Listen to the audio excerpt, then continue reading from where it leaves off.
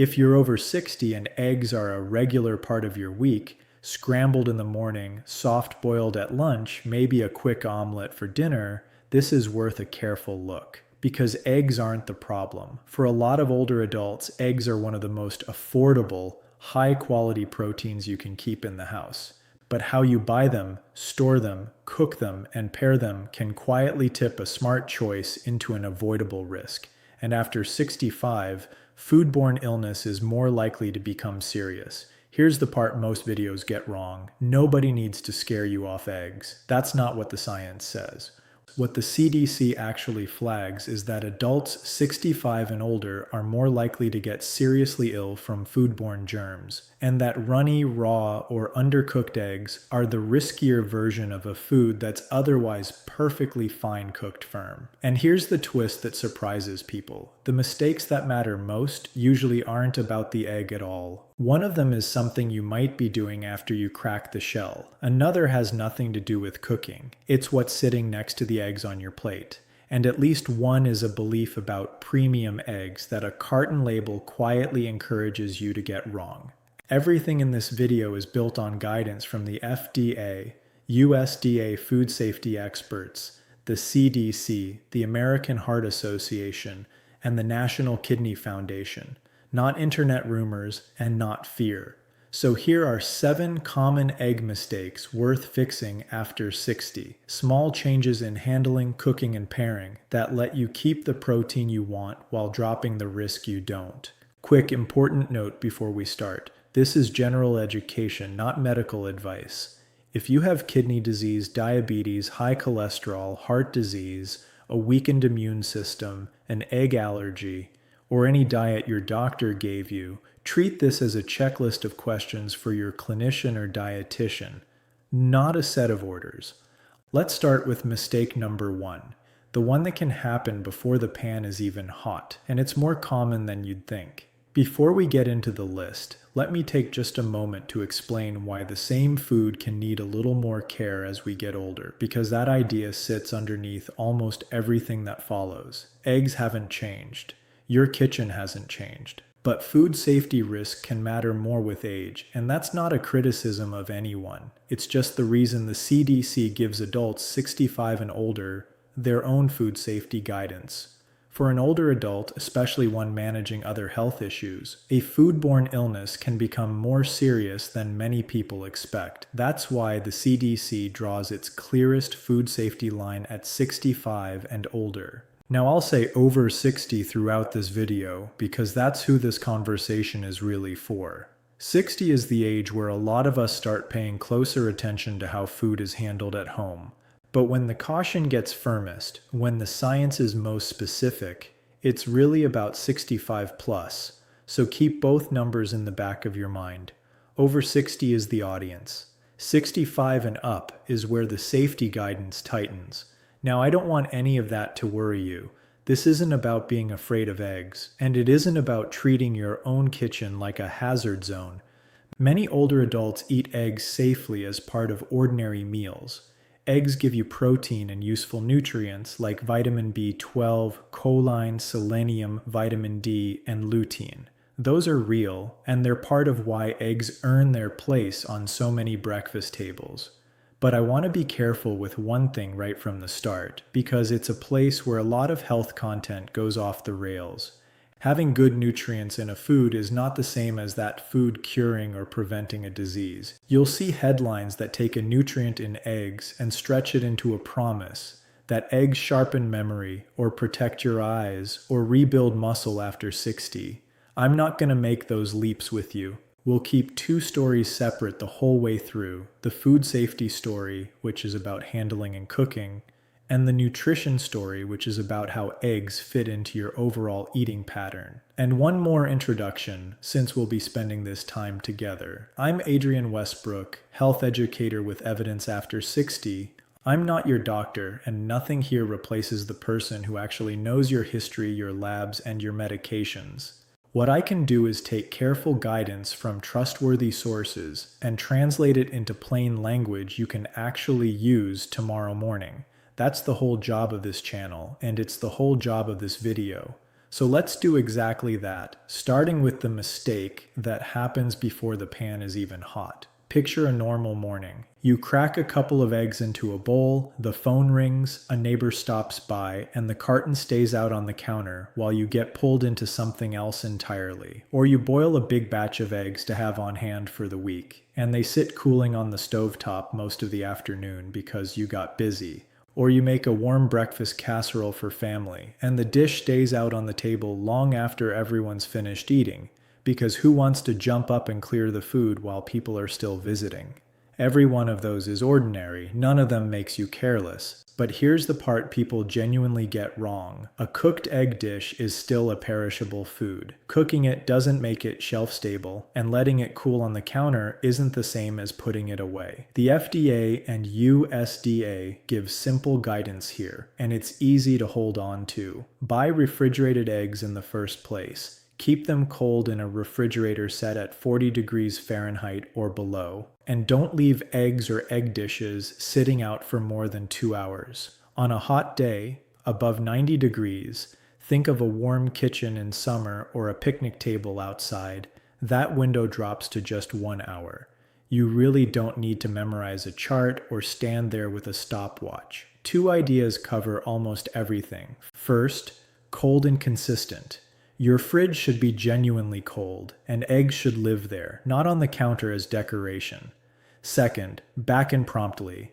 Once the meal is over, the leftovers go away sooner rather than later. Let me give you a simple example so this sticks. Imagine a 72-year-old making a big platter of deviled eggs for a family lunch. The risky moment isn't the recipe. Deviled eggs are fine. The risky moment is the platter sitting out on the counter for 3 or 4 hours while everyone talks, catches up, and goes back for seconds long after the meal officially ended. That slow drift of time at room temperature is the thing to watch, not the eggs themselves. So the correction is genuinely easy, and it costs you nothing. Return eggs and egg dishes to the fridge promptly. Keep your eggs in their original carton rather than moving them to that little egg tray in the door. And here's the honest rule of thumb for the moments you can't quite remember. When you're truly not sure how long something has been sitting out, don't gamble on it. Tossing a few eggs is a small loss. It's the smarter trade. But time is only one part of safety. The next mistake can spread risk across your counter without anyone ever seeing it happen. Let me walk you through a kitchen sequence that happens in almost every home, probably including yours and mine. You crack an egg into a bowl. Then, without thinking, you turn the faucet handle with that same hand to rinse your fingers. You reach over and grab the salt shaker. You wipe the counter with the dish towel that's hanging on the oven door, the same towel you'll dry your hands on later. Maybe you pick up a slice of bread or a piece of fruit to eat while you cook. Every one of those small touches can quietly move germs from the shell or the raw egg onto a handle, a surface, or a food that's ready to eat and won't be cooked again. That's cross-contamination, and the tricky thing about it is that it's completely invisible. You can't see it, you can't smell it, and the surfaces look perfectly clean. Raw egg, whether it's from the shell, the liquid egg, the bowl, or your hands, can carry germs onto other things in your kitchen. And unlike the egg that's headed for a hot pan, that ready-to-eat food or that faucet handle never gets cooked to knock those germs back. The USDA's guidance on this is refreshingly straightforward. Avoid cracked eggs when you're buying them and when you're using them, because a cracked shell is a way in for germs. And wash your hands, utensils, equipment, and surfaces after they've touched raw egg. That's it. Warm water, soap, and a genuine wash, not just a quick rinse. Now, I want to be careful with one common misunderstanding because I've seen it cause more harm than good. I am not telling you to wash your store-bought eggs at home before you use them. That's not the recommendation, and it can actually work against you. The habits that matter are these. Inspect the carton before you buy, skip the cracked ones, and clean your hands and your surfaces after raw egg contact. It also helps to keep the tools you used for raw egg, the whisk, the bowl, the fork, separate from your finished food rather than reusing them without a wash. So notice what we've built already. 2 habits, both simple. Cold control first, then clean handling. You're not overhauling your life. You're tightening two small routines that most of us do a little loosely. Now comes the mistake that fools people who buy the expensive carton. Here's a comforting belief that a lot of us quietly carry into the grocery store. If I buy the nicer eggs, I don't have to worry as much. It feels reasonable. We pay more, so we assume we're buying safety along with everything else. But let me put it plainly. Brown shell or white shell, organic, cage-free, pasture-raised, local, or premium priced. Salmonella doesn't read the carton. A higher price can reflect how the hens were raised, the farming practices, or the taste and color you prefer, and those things may genuinely matter to you for other reasons. That's your call, and it's a fair one. But that price tag is not a promise that the eggs are safe to eat raw, especially if you're in one of the higher risk groups we keep coming back to. Let me give you the one distinction that actually matters for safety, because this is the part worth remembering. If a recipe would normally use raw or undercooked eggs, the relevant safety step is choosing pasteurized eggs or pasteurized egg products. Those have been treated specifically to reduce salmonella risk.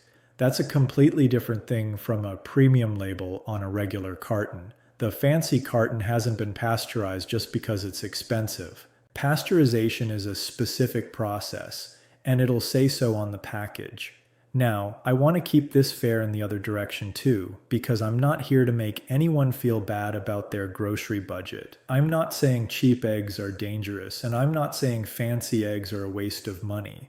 What I'm saying is that every carton, the budget one and the premium one, still needs the exact same safe storage, handling, and cooking. And even pasteurized eggs are a safer option for raw-style recipes, not a guarantee of zero risk.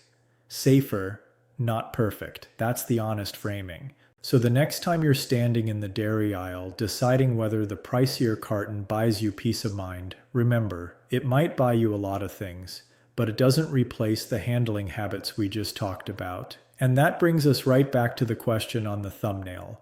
Runny at 65. This is the one I most want you to hear clearly, and I want to say it in a way that's important without being frightening, because fear isn't the goal, good decisions are. Let's start with what runny even means. A runny egg simply has a yolk or a white that hasn't fully set. The safety concern is not the same for every person, but the CDC identifies raw or undercooked and runny eggs, and the foods made with them, as riskier choices for adults 65 and older, for people who are immunocompromised, for transplant recipients, and for other higher risk groups. For those viewers, the safer guidance from the FDA and USDA is to cook eggs until both the yolk and the white are firm. So where does raw or undercooked egg tend to hide? The obvious places are runny fried eggs, over easy eggs, and soft scrambled eggs. But it also hides in spots people don't always think about. Raw egg drinks and protein shakes made with a whole raw egg, homemade mayonnaise, classic Caesar-style dressings, traditional eggnog made the old-fashioned way, raw cookie dough or cake batter you sneak a taste of, and various sauces like a homemade hollandaise or aioli that are built on barely cooked or raw eggs. If you love those things, this isn't about giving them up forever. Because here's the good news, you have easy alternatives, and none of them ask you to stop eating eggs. Fully cooked eggs, hard-boiled eggs, and firm scrambled eggs all keep the food you enjoy. And when a recipe genuinely calls for raw or barely cooked egg, pasteurized eggs or pasteurized egg products can make that dish a safer choice for many people. If your health situation allows it, the point is to build those recipes from a safer starting ingredient. Let me make this concrete because it's the heart of the whole video. Picture two breakfast plates side by side. One is made for a healthy 35-year-old who loves a runny yolk on toast. The other is made for a 70-year-old who's on immune-suppressing medication. It's the exact same food on both plates, same eggs, same pan, same kitchen. But the risk decision is not the same person to person. What's a simple preference for one is a genuine safety question for the other. That's the whole point of this mistake. It was never about the egg being bad. It's about matching the doneness to the person eating it. So if you're 65 or older, immunocompromised, pregnant, a transplant recipient, or living with a serious chronic illness, this is the mistake to take most seriously. Be especially careful with raw, runny, or undercooked eggs, and lean toward firm cooked or pasteurized options. Let's pause and pull the first half together, because you now have a simple, safe routine you can actually remember. 4 mistakes, 4 fixes. Keep eggs cold. Handle raw eggs cleanly. Don't let the label or the price fool you about safety, and cook eggs to the doneness that fits your risk level: cold, clean, label-aware, and cooked appropriately. 4 words, and you've covered the entire food safety half of this video. Now we shift gears. We're moving from food safety to something different, the plate around the egg, because here's the surprising part. Sometimes the egg isn't the thing making breakfast less healthy at all. Here's a reversal worth sitting with for a moment. When people worry about breakfast, they tend to put the egg on trial, but often the pattern around the egg is the bigger issue, and the egg has been taking the blame for its neighbors. Think about a very common plate: 1 egg, 2 sausage links, a couple slices of buttered white toast, and a sweet drink on the side. If someone's worried that breakfast isn't heart healthy, the egg is not the whole story there, not even close. The dietary guidelines for Americans point us toward whole, nutrient-dense foods and away from too much sodium, saturated fat, refined carbohydrates, and added sugar.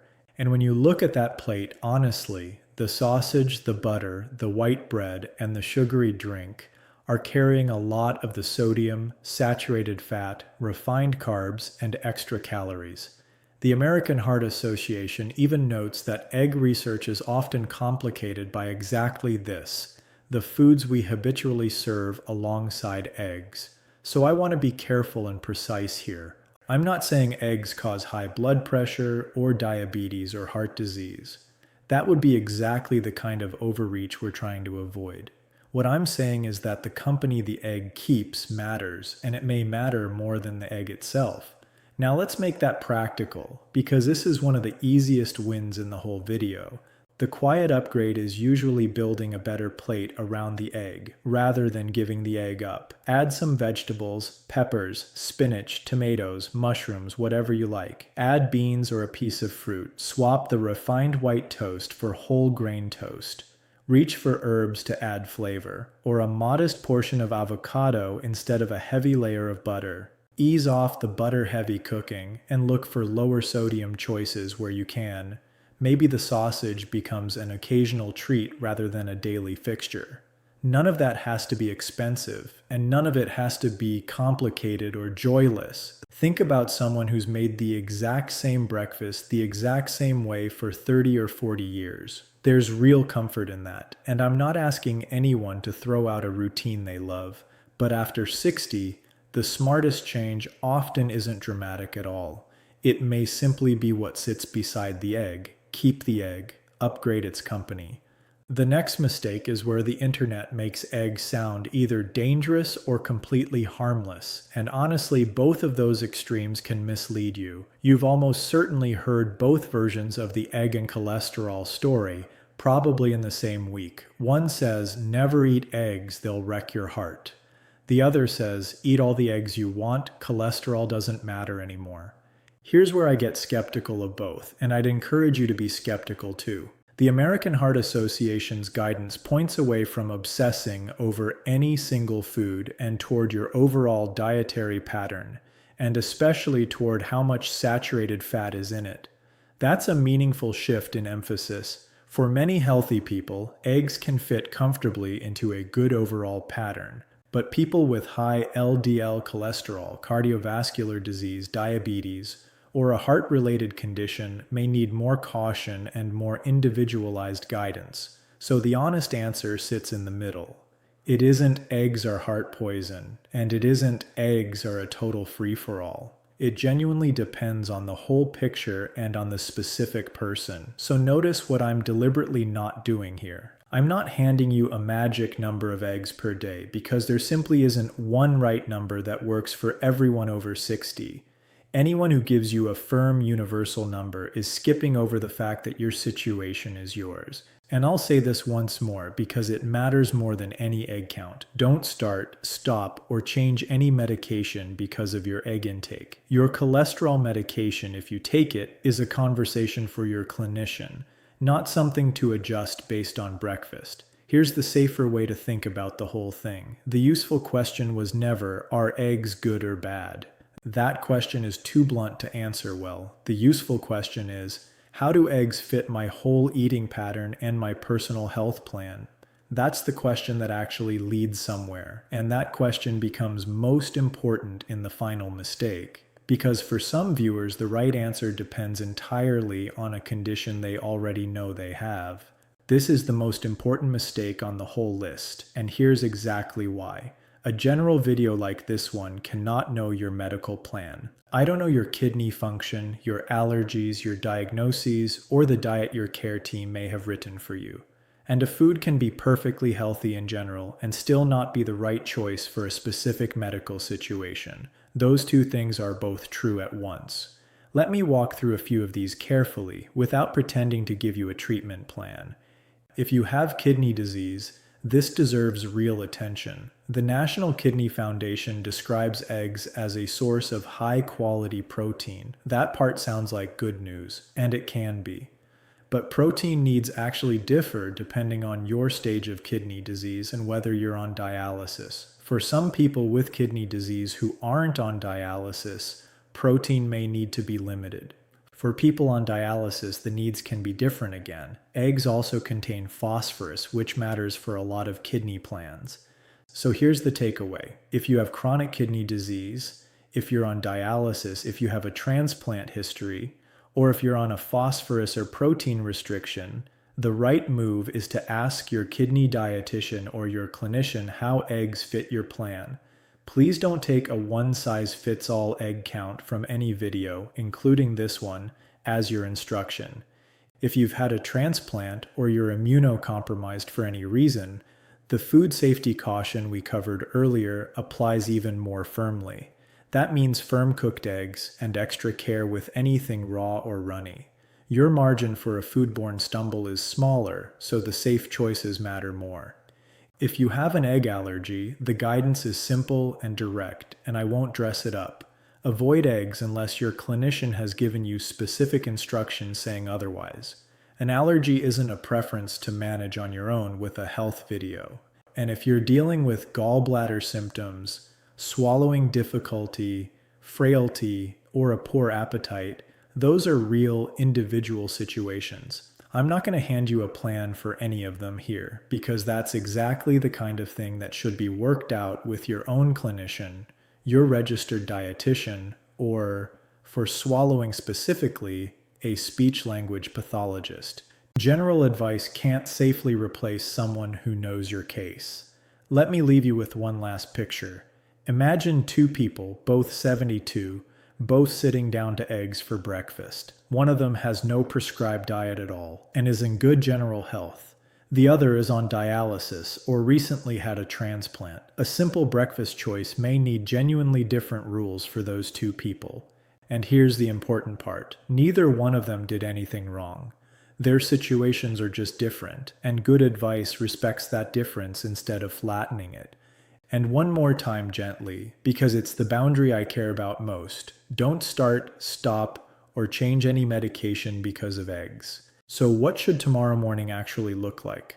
Let's bring it all together in one clean sequence, so you walk away with the whole picture in a single breath. Mistake 1, leaving eggs or egg dishes out too long. Mistake 2, ignoring cracked eggs and raw egg surfaces. Mistake 3, trusting the label or the price to solve safety. Mistake 4, eating raw, runny, or undercooked eggs when your age or health makes that riskier. Mistake 5, surrounding the egg with a high sodium, high saturated fat, refined carb breakfast. Mistake 6, treating cholesterol advice as one size fits all. And mistake 7, ignoring your own medical restrictions. Here's the biggest lesson, and it's the one I most want you to carry out the door. Eggs are not the enemy for most older adults. Unsafe habits and personal medical context are the real story. Geki diri katasotger kagait.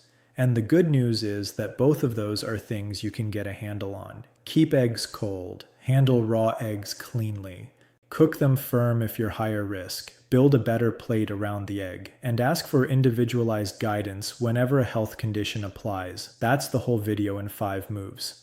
So here's tomorrow morning, made simple. Check the carton before you cook, and skip any cracked ones.